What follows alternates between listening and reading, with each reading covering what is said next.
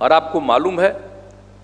कि शराब का धंधा लोग तो बहुत करते थे, उस पर बहुत नियंत्रण करके जो काम किया, तो उस समय तो राज्य सरकार को आमदनी हो रही थी एक में 5,000 करोड़ रुपए का। तो ऐसी स्थिति जब हो गई थी बिहार की, 5,000 करोड़ ही था ना लास्ट में, तो उसका तक लाभ हो रहा था। लेकिन हम लोगों ने सोचा, और मेरे मन में तो बहुत पहले से था, लेकिन आप तो जानते हैं कि 2015 में जब एक कार्यक्रम था इसी तरह से जीविका समूह का और अन्य कार्यक्रम था, और उसी सिलसिले में जब हम लोग बोल रहे थे, ये जुलाई महीने की बात है, 9 जुलाई का, और उस दिन जब हम लोग अपनी बात बोल करके जो महिलाओं के उत्थान का, समाज के विकास का, ये सब काम का चर्चा करने के बाद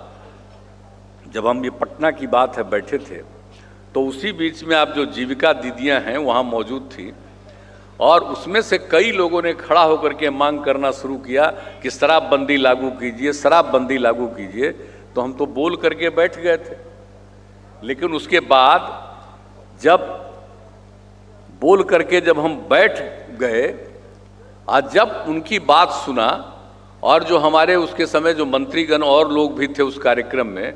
उनसे भी हमने पूछा कि क्या बोल रही है, जो हमको सुनाई पड़ा शराब, सबका क्या शराबबंदी के बारे में।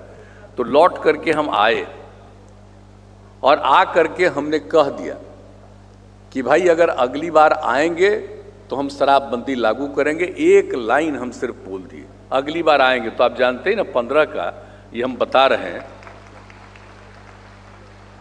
9 तारीख का, तो उस समय, और उसके बाद 3 ही महीने के बाद चुनाव था। तो हमने कहा कि भाई जब फिर आ जाएंगे,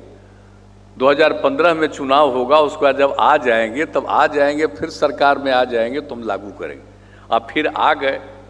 तो लागू किया।